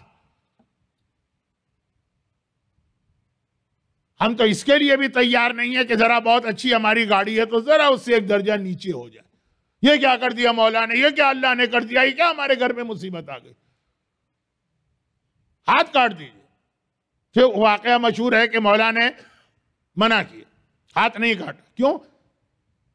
علم امامت کے ذریعے سے ہاتھ نہیں کٹتا ہے، وہ صرف زمانے کے امام فیصلہ کریں گے. اور ظاہری طور پہ یہ ہے کہ جب تک کہ دو عادل گواہ نہ ہو تمہارے جرم کے سزا نہیں ہوگی. یا جتنے عادل گواہ چاہیے اتنی مرتبہ تم خود اپنی زبان سے اقرار کرو. جس جرم میں 4 گواہ چاہیے تو 4 بار کہنا پڑتا ہے کہ میں نے یہ گناہ کیا. 3 بار کے بعد بھی اگر وہ ذرا پچھتا کے چلا گیا جانے دو. چوری میں 2 گواہ چاہیے، مولا نے سنی نہیں. اس کے بعد یا امیر المومنین میرا ہاتھ کاٹ دیجئے، جب 2 بار ہو گئے. اس کے بعد بھی شاید تو مجبور ہو، کہا نہیں کوئی مجبوری نہیں. شاید تیرے گھر میں فاقے ہوں، کہا کوئی فاقے نہیں. شاید تجھے مسئلہ شرعی نہیں معلوم تھا، کیونکہ اس زمانے کے غلام جو تھے وہ نئے نئے مسلمان ہوتے تھے. کہا نہیں مسئلہ شرعی بھی معلوم تھا. کہا کاٹ دو ہاتھ. کاٹ دی ہاتھ. ہاتھ کٹا نا. اب وہ ہاتھ کٹا مسجد کوفہ کے اس صحن سے نکلا جہاں آج بھی آپ جاتے ہیں دکت القضاء اور بیت التشت. علی سارے فیصلے کہاں کرتے تھے؟ دکت القضاء پہ کرتے تھے. اور مسجد سے باہر نکلا. ابن کوہ جو اس وقت مسجد میں بیٹھا ہے، جیسے رسول اللہ کے زمانے کے مشہور منافق کا نام ہے عبداللہ ابن ابی، مولا کے زمانے کے مشہور منافق کا نام ہے ابن کوہ، وہ بیٹھا تھا. تو دوسرے دروازے سے نکلا. آپ نے بھی دیکھی ہے مسجد کوفہ کتنے دروازے، دوسرے دروازے سے نکلا. راؤنڈ لگا کے اس غلام کے سامنے بازار میں آ گئے. ہاں یہ کیا ہوا، تمہارا ہاتھ کٹ گیا؟ کٹی ہوئی انگلیاں نظر آ رہی ہیں، یہ کیا ہوا؟ یہ ظلم کس نے کیا؟ کس نے تمہارا ہاتھ کاٹا؟ پھر آپ کو معلوم ہے واقعہ بہت مشہور.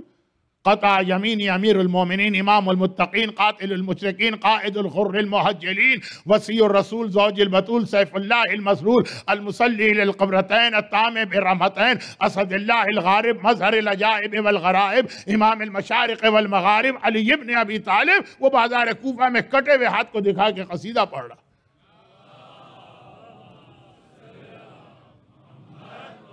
میرا ہاتھ کس نے کاٹا؟ میرا ہاتھ مومنوں کے مولا نے کاٹا، مشرکوں کے قاتل نے کاٹا۔ میرا ہاتھ اس نے کاٹا جو سارے مسلمانوں کا امیر ہے۔ میرا ہاتھ اس نے کاٹا جو بطول کا شوہر ہے، جو وصی رسول ہے، جو اللہ کی ایک ننگی تلوار ہے، جو دو قبلوں کی جانب نماز پڑھنے والا ہے، جو امام مشارق و مغارب ہے، اس نے میرا ہاتھ کاٹا۔ اب یہ اتنا لمبا قصیدہ، اور وہ ابھی مسجد کے باہر ہی گیا۔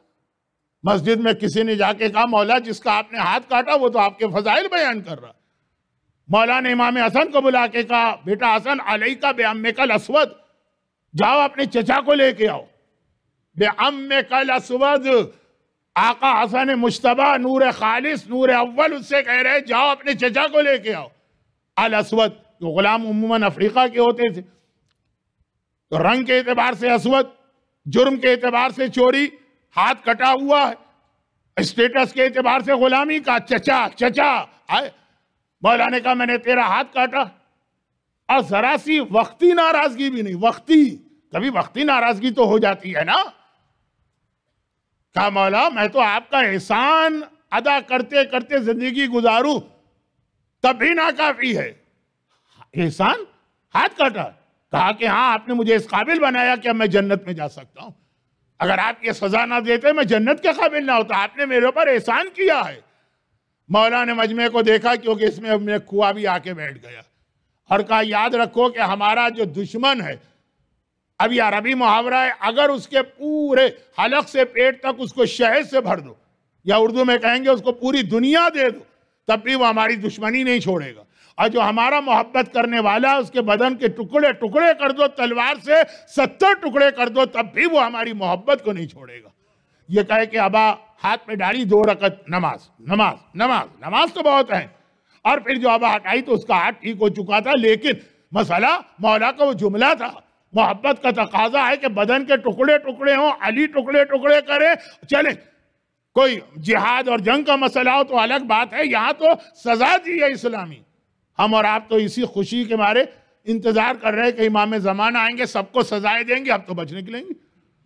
ہمارا اور آپ کا انتظار یہ، وہاں علی نے ایسے شخص کو سزا دی جو علی کا اتنا مخلص ماننے والا ہے، اور یہ کہہ کے کہ یا حسن علیکا بعمک الاسود، جاؤ اور جا کے اپنے اس اسود چچا کو لے کے آؤ۔ یہ ہوتی ہے محبت۔ جب یہ محبت ہے تو اطاعت کی یہ منزل آئے گی کہ ہاتھ کاٹ دی۔ ایک تو ہے کہ سپاہی صحابہ اور القاعدہ اور داعش ہمارا ہاتھ کاٹے، وہ تو پھر بھی آدمی حجر ابن عدی کی طرح شکر کی نماز پڑھے گا۔ ایک ہے خود وہ امام ہمارا ہاتھ کاٹے جس کا نام لے کے ہم دنیا سے جنگ کر رہے ہیں۔ مولا آپ ہی کے نام پہ تو ہم نے اپنی اولاد قربان کر دی، مگر یہی ہوتی ہے وہ محبت جو حقیقی محبت ہے، جو اطاعت چاہتی ہے۔ مگر یہ والی محبت بھی کب پیدا ہوتی؟ جب آدمی یہ دیکھتا کہ مولا نے ہم سے قربانیاں بعد میں مانگی ہیں، پہلے خود قربانیاں دی۔ جب ہم یہ دیکھتے ہیں کہ اگر یہ کہا کہ میرے چاہنے والے کا بدن ٹکڑے ٹکڑے ہو جائے تب بھی وہ مجھ سے محبت کرے گا، جب ہم یہ دیکھتے ہیں کہ علی نے اپنے پوتے اور حسین نے اپنے بھتیجے قاسم کے بدن کے ٹکڑے ٹکڑے ہونے کو پہلے برداشت کیا، پھر ہم سے اور آپ سے قربانیوں کی توقع کی۔ حسن و حسین میں آپس میں کتنی محبت، حسن و حسین کی محبت 2 بھائیوں کی محبت نہیں ہے، ایک ہی نور کے 2 جز ہیں، کتنی محبت۔ تو آپ اندازہ کر سکتے ہیں کہ حسن کی نشانی قاسم حسین کو کتنا پیارا ہوگا۔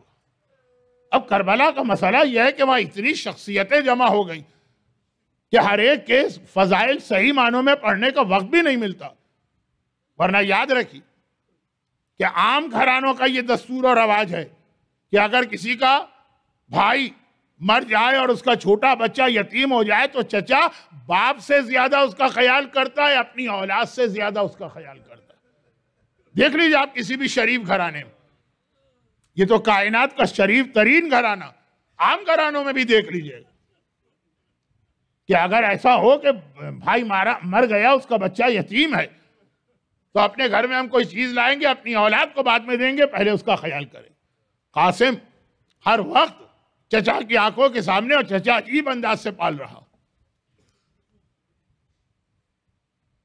اور یہی مسئلہ زینب کبریٰ کا بھی، یقیناً زینب کی حسین سے محبت تو بے مثل ہے، لیکن ایسا نہیں ہے کہ نعوذ باللہ زینب حسن سے محبت نہیں کرتی تھی یا کم کرتی تھی، اور وہاں بھی یہی مسئلہ۔ حسین کا اکبر تو اس حالت میں زینب کے پاس ہے کہ زینب کو پتا ہے کہ اکبر کا بابا بہرحال زندہ، مگر قاسم اس طرح سے زینب کے سامنے آئے کہ زینب کو پتا ہے کہ یہ یتیم ہو چکا، میرا بھیا مارا گیا۔ عام یتیم بچوں کو اپنے بچوں سے زیادہ اہمیت دینے والا گھرانہ، تو کہاں حسن مجتبیٰ کا یتیم۔ عجیب انداز سے قاسم اہل بیت کے اس گھر میں پل رہا، چاہے حسین ہو چاہے زینب، اپنی اولادوں سے زیادہ قاسم سے محبت کی جا رہی۔ اور پھر کسی بھی ماں سے پوچھیے، اگر وہ جوانی میں بیوہ ہو جائے، شوہر کا سہاگ تو اجڑ گئے، اور شوہر کی نشانی بہت ہی چھوٹا بچہ اگر اس کی گود میں ہے، تو اب اس ماں کی ساری تمنائیں، ساری امیدیں اس بچے کے ساتھ ہیں، اس کو دیکھ دیکھ کے یہ ماں جیے گی۔ ورنہ جوانی میں اگر بیوہ ہو گئی تو کبھی دل چاہتا ہے کہ میں بھی مر جاتی، مگر جب وہ شوہر کی نشانی، اور اتنی کم سے نشانی۔ یہی وجہ کہ کئی واقعات ملتے ہیں قاسم کے بچپنے کے بھی کہ ام فروا کتنا پریشان ہوتی تھی۔ ایک واقعہ میں نے پچھلے سال بھی پڑھا، 2 سال پہلے بھی پڑھا تھا، بہت چھوٹا سا۔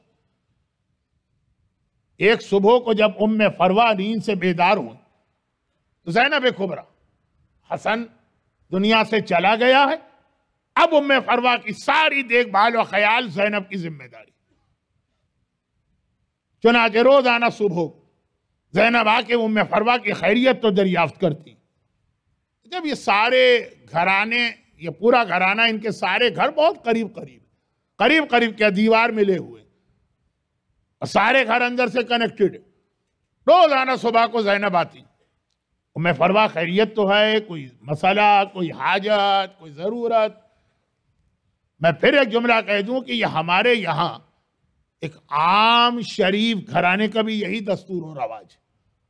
یہ تو کائنات کا محترم ترین گھرانہ ہے، کائنات کا شریف ترین گھرانہ ہے، کائنات کا کریم ترین گھرانہ۔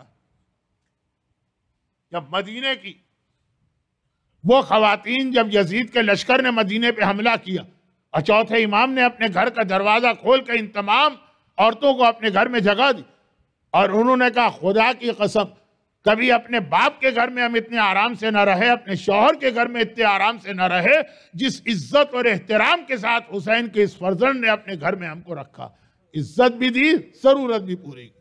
یہ عام عورتیں، مدینے کی بیوہ عورتیں، یہ تو فروا روزانہ آتی ہیں۔ آج جو آئیں تو دیکھا کہ فروا چہرے پہ بہت زیادہ پریشانی، گھبرا گئی زینب۔ فروا کیا بات ہے، خیریت تو ہے؟ کہا کہ شہزادی خیریت ہے؟ کہا کہ نہیں، تیرا چہرہ بتا رہا ہے تو بہت پریشان۔ ام فروا نے کہا شہزادی میں نے ابھی ایک خواب دیکھا۔ کہا جاتا ہے کہ نماز شب کے آخری وقت میں جو خواب دیکھا جائے، فجر سے پہلے جو خواب دیکھا جائے وہ صحیح نکلتا۔ میں نے ابھی ایک خواب دیکھا اور آنکھ کھل گئی اور میرا دل بہت بے چین۔ واقعہ ذرا لمبا ہے کہ اتنے جلدی ام فروا نے نہیں بتایا، لیکن چونکہ میرے پاس وقت کم ہے اور اصل جملے تو اس کے بعد کے ہیں۔ زینب نے کہا کیا خواب دیکھا ہے؟ کہا شہزادی میں نے دیکھا کہ میں جنت کے ایک باغ سے گزر رہی ہوں، اور جنت کا باغ ہے، بہترین درخت ہیں، سبزہ ہے، بہترین پھول ہیں، مگر ان پھولوں میں سب سے اوپر سرخ رنگ کا اتنا خوبصورت پھول ہے، اتنا خوبصورت کہ میرا دل چاہا کہ یہ پھول میں خالی دیکھوں نہیں، اس کو توڑ کے اپنے پاس رکھ لوں۔ چنانچہ میں نے ہاتھ بڑھا کے وہ پھول توڑا، مگر وہ پھول کوئی بہت بھاری چیز نہیں، میرے ہاتھ سے چھٹ کے زمین پہ گر پڑا، اور اس کی ساری پتیاں جنت کی زمین پہ بکھر کے رہ گئی۔ شہزادی ابھی میں یہ منظر دیکھ رہی، پھر اگلا جملہ ام فروا نے ایسا کہا جس سے خواب اپنی جگہ، وہ خواب 100% سچا ہو گیا، کیونکہ معصوم جس خواب میں آ جائے۔ میں نے دیکھا کہ وہیں سے میرا آقا، میرا مولا، میرا امام، میرا والی، میرا وارث حسین گزر رہے ہیں۔ جیسے ہی دیکھا کہ زمین پہ یہ پھول کی پتیاں بکھر گئیں، انہوں نے وہ پھول کی پتیاں ایک ایک کر کے اٹھا کے اپنے آبا کے دامن میں رکھی اور لا کر میری گود میں یہ پتیاں ڈال دی، اور شہزادی میری آنکھ کھل گئی۔ اب میری سمجھ میں نہیں آتا کہ اس خواب کا مطلب کیا. زینب کبریٰ عالمہ غیر معلمہ فہیمہ غیر مفہمہ، لیکن کہا کہ واقعاً خواب ایسا ہے کہ میں بھی نہیں سمجھ پائی. چلو بھیا حسین سے پوچھتے ہیں. صبح کا وقت ہے، ابھی اذان میں چند دقیقے باقی. خواب سنایا، حسین کی آنکھوں میں آنسو آ گئے. زینب نے کہا بھیا رو کیوں رہا ہے اس خواب میں؟ کہا میں نہیں بتا سکتا. یہ خواب کی تعبیر کیا ہے میں نہیں بتا سکتا، لیکن صرف ایک چیز بتا سکتا ہوں، میں بھی زندہ ہوں گا، تو بھی زندہ ہوگی، فروا بھی زندہ ہوگی. جب یہ خواب کی تعبیر ہم تینوں کی سمجھ میں، ہم تینوں کے سامنے ایک ساتھ آئے گی. اور وہ رات آ گئی، اور وہ رات آ گئی جب اس خواب کو پورا ہونا، یعنی شب عاشور. بہت میں مصائب کی آخری منزل پہ جانے کے لیے واقعات کو سمیٹتا ہوں. تعبیر ہم تینوں کے سامنے آئے گی، اور وہ رات آ گئی. آدھی رات کا بھی وقت گزر گیا. سورج ڈوبتے ہی حسین نے مردوں کا امتحان لیا. آدھی رات کو حسین نے کربلا کی سیدانیوں اور خواتین کا امتحان لیا. شب عاشور کے مصائب میں ہر عالم پڑھتا ہے، مجھ جیسا طالب علم بھی پڑھے گا. اور اس کے بعد جب آدھی رات گزر گئی، اب سارے امتحان ہو گئے. حسین اپنے خیمے میں. کون سا خیمہ؟ وہ آج بھی خیمہ گاہ میں موجود. اور اب حسین وہ عبادت انجام دے رہے جس کے لیے ایک رات کی مہلت مانگی تھی. کہ حسین کو ایسا لگا کوئی میرے پہلو میں آ کے بیٹھا. آنکھیں کھول کے دیکھا، کیا دیکھا؟ میرا یتیم بھتیجا قاسم میرے خیمے میں میرے پہلو پہ بیٹھا. ایک مرتبہ کہا قاسم بیٹا رات کے اس وقت میں آدھی سے بھی زیادہ رات گزر گئی، یہ یہاں بیٹھنے کا وقت نہیں ہے، جا اپنی ماں کے پاس، تیری ماں خیمے میں اکیلے. میرے ہاتھ کا جو ڈائریکشن ہے وہی خیموں کا بھی ڈائریکشن. آپ خیمہ گاہ گئے، آقا حسین کے خیمہ، وہ آپ جائیے رائٹ سائڈ پر، وہ آخر میں سین میں جناب ام فروا کا خیمہ. کہا ماں کے پاس جا، یہ آدھی رات سے زیادہ وقت گزر گیا، تیری ماں اکیلے ہے، تنہا ہے. کہا چچا تو میں تو اماں ہی کے پاس تھا، اور اماں ہی نے مجھے یہاں پہ بھجوایا ہے، اور یہ سوال دے کے بھجوایا ہے کہ میری ماں مجھ سے کہنے لگی قاسم بیٹا تو حسن مجتبیٰ کا ہے، لیکن فروا تیری ماں ہے، دودھ میں نے پلایا. کل کے جہاد میں تو میدان میں جا کے لڑے گا نا، ایسا تو نہ ہو تیرے قدم پیچھے ہٹ جائیں اور دنیا کہے کہ حسن کا بیٹا تو پیچھے نہ ہٹتا، یہ ماں کے دودھ کی خرابی. جا کے آقا سے صرف اتنا پوچھ کے آ جا کہ کل کے شہیدوں میں تیرا نام ہے کہ نہیں. یہ دو جملے یاد رکھیے گا. ایک جملہ میں 3 دن پہلے مجلس کے شروع میں پڑھ چکا ہوں. 2 جملے. ام فروا اتنی شرمیلی خاتون تھی کہ کبھی آقا حسین سے براہ راست بات ہی نہیں کی. وہ امام وقت ہیں، حسن کے چھوٹے بھائی ہیں، مگر وہ شرم و حیا کا پہ کر کبھی کوئی بات براہ راست نہیں کی. اور نمبر 2، جو بھی بات ہوتی جناب زینب سے ہوتی، لیکن جناب زینب سے کبھی کوئی چیز مانگی نہیں تھی ام فروا نے ساری زندگی. تو اب اس وقت بھی ام فروا کو آ کے پوچھنا چاہیے تھا کہ میرے قاسم کا نام کل کے شہیدوں میں ہے کہ نہیں، لیکن جو زندگی بھر کی ایک شرم و حیا کی عادت، قاسم بیٹا تو پوچھ کے آ جا. چچا مجھے تو اماں نے بھجوایا ہے، بتا میں اماں کو کیا جواب. حسین نے کہا قاسم بیٹا تو نے موت کی بات کر دی ہے، پتا بھی ہے موت کسے کہتے ہیں. مجلس کے بیچ کا جملہ تھا، وہاں سے بھی میں ربط مصائب دے سکتا تھا کہ ہم نے محبت علی کی بات تو کر دی ہے، پتا بھی ہمیں کہ محبت علی ہوتی کیا چیز اور کیا قربانیاں دینا. خیر وہ بات کل چلے گی، لیکن ابھی اتنی سی بات. قاسم تجھے پتا بھی ہے کہ موت کیا؟ قاسم نے جواب دیا، اور وہی جو 13 برس کے بچے کی مثال ہونی چاہیے وہی جواب دیا. چچا الموت احلی من الاصل، شہد سے زیادہ خوشگوار، میٹھی اور پیاری چیز ہے موت. تو ایک مرتبہ حسن مجتبیٰ کے لال کا جواب تو آقا نے سنا، پھر بھی قاسم کے سوال کا جواب نہیں دیا. قاسم کو سینے سے لمٹا کے قاسم کو سونگنے لگے اور کہنے لگے قاسم بیٹا تجھ سے تو مجھے بھیا حسن کی خوشبو آ رہی. کاش آج میرا بھائی حسن اس کربلا کے میدان میں ہوتا تو دیکھتا کہ اس کے حسین کو کیا امتحان دینا پڑ رہا. قاسم نے تڑپ کے کہا کہ چچا آپ میرے سوال کا جواب نہیں دے رہے ہیں. ایسا لگ رہا ہے کہ کل میں بدقسمت رہوں گا اور میرا نام کل کے شہیدوں میں نہیں ہے۔ جواب ابھی بھی نہیں دیا حسین نے، لیکن ایسا جواب دیا۔ ہاشمی شجاعت بیدار ہو گئی۔ حسین نے کہا قاسم تو اپنا نام پوچھ رہا، کل کے شہیدوں میں تو تیرے چھوٹے بھائی اصغر کا نام بھی شامل ہے۔ بھئی یہ سننا ہے، 13 برس کا ہے لیکن ہے تو حیدر کرار کا پوتا۔ ایک بار جوش میں انگڑائی دی، کرتے کے بند ٹوٹنے لگے۔ آقا یہ بے حیا فوج ہمارے خیموں میں داخل ہو کے اصغر کے گہوارے پہ پہنچ جائے گی؟ اور حسین کیسے بتائیں؟ قاسم بیٹا اصغر گہوارے میں شہید نہیں ہوگا، تیرے چچا کے ہاتھ میں یہ ششماہا مارا جائے گا۔ ادھر عاشور کی صبح ہو گئی، اور جب بھی کسی شہید کا لاشا آتا فروہ تڑپ کے قاسم کو دیکھتی ہے، قاسم بیٹا تو اب تک زندہ بیٹھا۔ علی اکبر کا لاشا آ گیا، فروہ کے دل پہ کیا قیامت گزری ہوگی۔ لیکن جب زینب کبریٰ کے بیٹوں آن و محمد کے لاشے آ گئے، اب تو فروہ نے قاسم کو دیکھتے ہی ناراضگی سے منہ پھیر لیا۔ قاسم میری شہزادی کے لال مارے گئے، میری شہزادی کو آن مارا گیا، میری شہزادی کا محمد مارا گیا، تو اب تک زندہ۔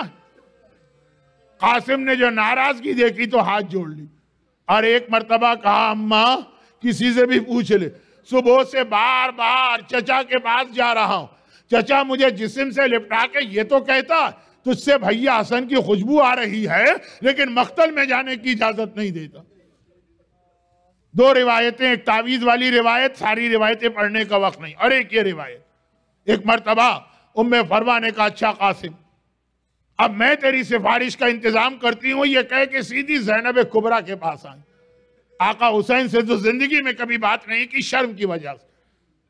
کہا شہزادی زینب کبریٰ آپ مجھ سے ایک سوال اکثر کرتی تھی، آپ اکثر مجھ سے کہتی تھی فروہ پورے مدینے کی عورتیں، پورے عرب کی عورتیں، پوری دنیا کی عورتیں زینب کے پاس آتی ہیں، اپنی حاجتیں پیش کرتی ہیں، اپنا سوال پیش کرتی ہیں۔ فروہ تو نے آج تک مجھ سے کچھ نہیں مانگا، آج میں آپ کی یہ خواہش پوری کرنے آئی ہوں، اور آج فروہ آپ کے دروازے پر سوالی بن کے آئی ہے، ایک سوال لے کے آئی ہوں، شہزادی میری حاجت پوری کریں گی، میرا سوال پورا کریں گی؟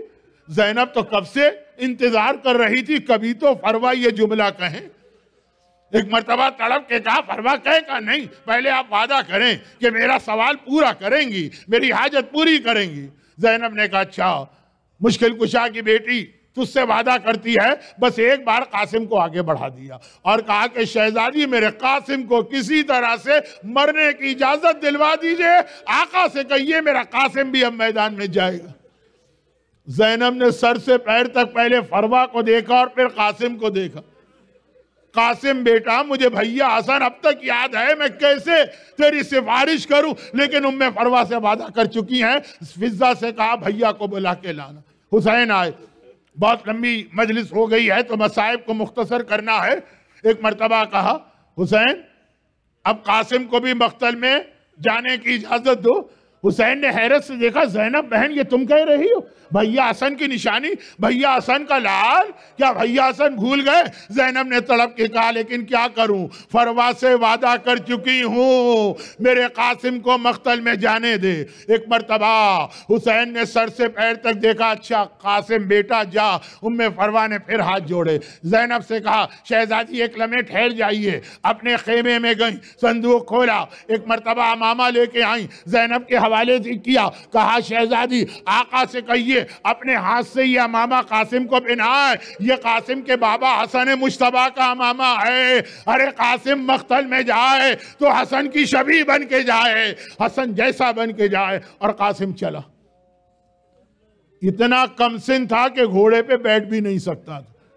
عباس نے گود میں لے کے قاسم کو سوار کرایا، مگر تھا تو شیر خدا کا پوتا نا، تھا تو عباس و حسین کا بھتیجا نا، تھا تو حسن کا لال نا۔ ایسا جہاد کیا، واقعات آپ کے سنے ہیں، شامی پہلوان کے 7 بیٹے مارے گئے، حتیٰ وہ بھی زندگی خطرے میں ہوئی، ایک بار آواز دی میری مدد کو آؤ، سارا لشکر دوڑا، قاسم گھوڑے سے زمین کربلا پہ گرے، جنت کا پھول بکھرنے جا رہا ہے، پھول کی پتیاں زمین کربلا پہ پھیلنے جا رہی ہیں۔ ایک مرتبہ قاسم زمین کربلا پہ گرا، ایک جملہ جو نہیں، مصائب کچھ باقی ہے لیکن ایک خاص جملہ کربلا میں جس شہید نے گھوڑے سے گر کے حسین کو آواز دی، حسین ایک بار اس کی مدد کو آئے، مگر یہ تاریخ کا جملہ ہے کہ جب قاسم نے چچا کو پکارا تو جتنی تیزی سے حسین قاسم کے سرانے پہنچے، اتنی تیزی سے کسی شہید کے قریب نہیں گئے، اتنی تیزی سے کہ خود عمر سعد کی فوج کو یقین نہیں آ رہا تھا۔ صبح سے دیکھ رہے تھے حسین آتے ہیں، مگر اتنی تیزی سے، چنانچہ گھبرا کے اس کی فوج بھاگی، اس طرح بھاگی کہ دائیں طرف کے گھوڑے بائیں طرف دوڑے، بائیں طرف کے گھوڑے دائیں طرف دوڑے، اتنی تیزی سے حسین قریب پہنچے۔ مگر یہ خالی گھوڑے نہیں دوڑ رہے ہیں، ان گھوڑوں کے درمیان زمین کربلا پر 13 سال کا ایک گلبدان، یہ گھوڑے ادھر سے ادھر دوڑے، اور حالت یہ ہو گئی کہ بعض روایتوں میں امام سے منسوب ایک جملہ ہے، میرا سلام کربلا کے اس شہید پر جس کی دائیں پسلیاں ٹوٹ کے بائیں طرف چلی گئی ہیں، بائیں پسلیاں ٹوٹ کے دائیں طرف آ گئی ہیں۔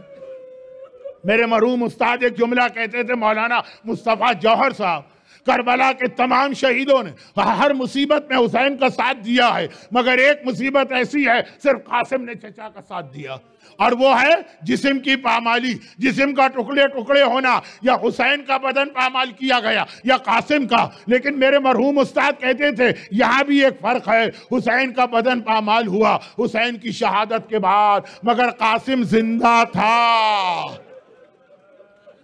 جب ادھر کے گھوڑے ادھر دوڑے، 13 برس کا گلبدن حسین سرہانے آئے، اتنی تیزی سے سرہانے آئے، پھر بھی کہا قاسم بیٹا آنکھیں کھولو، تیرے چچا کے لیے یہ بہت شاق ہے، تو نے پکارا اور میں ذرا دیر سے آیا۔ قاسم نے آنکھیں کھولی، آنکھیں کھولتے ہی کہا بابا حسن مجتبیٰ میرا سلام لیجئے۔ قاسم کیا موت کو اتنا قریب دیکھ کر بھول گئے؟ یہ تیرا چچا آیا ہے، تیرا باپ نہیں آیا ہے۔ نہیں، یہ سلام اس لیے کیا، ادھر قاسم گھوڑے سے گرے، ادھر جنت البقیع سے حسن مجتبیٰ چلے، اے میرے لال گھبرانا نہیں، تیرا باپ تجھے لینے کے لیے آ رہا۔ آخری جملہ، حسین نے ابا کے دامن میں قاسم کا بدن جمع کیا اور یہ لاشا لے کے خیمے کی طرف چلے۔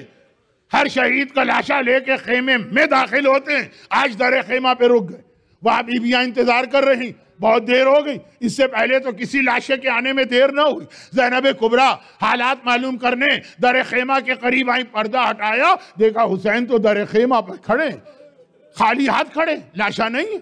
ایک مرتبہ گھبرا کے کہا بھیا میرے قاسم کا لاشا۔ حسین نے ایک بار ابا کی جانب اشارہ کیا، یہ جو گٹھری دیکھ رہی ہے نا، یہ ہے قاسم کا لاشا۔ بھیا تو یہ لاشا لے کے خیموں میں کیوں نہیں آیا؟ کہا دیکھ میں نہیں چاہتا کہ ام فروہ کی نگاہ اس پر پڑے، اس کو ام فروہ سے چھپانا۔ کوئی ماں اپنے 13 برس کے بیٹے کی ایسی لاش نہیں دیکھ سکتی، مگر ادھر زینب کے پیچھے ام فروہ بھی آ رہی۔ جیسے یہ جملہ سنا آگے بڑی، زندگی میں پہلی اور آخری بار ام فروہ نے حسین سے بات کی، کہا آقا ذرا دکھائیے تو میرے قاسم پہ کیا گزری ہے۔ اب جو حسین نے ابا کو کھولا، بدن کے ٹکڑے ٹکڑے نظر آئے، ام فروہ نے آواز دی اے شہزادی زینب، اے کلثوم، اے رباب، اے رقیہ، اے سکینہ، اے کبریٰ، ذرا آ کے مجھے مبارکباد دو، اللہ نے میری قربانی کو سب سے زیادہ قبول کیا۔ ہائے میرا قاسم، کس طرح سے زمین کربلا میں بدن ٹکڑے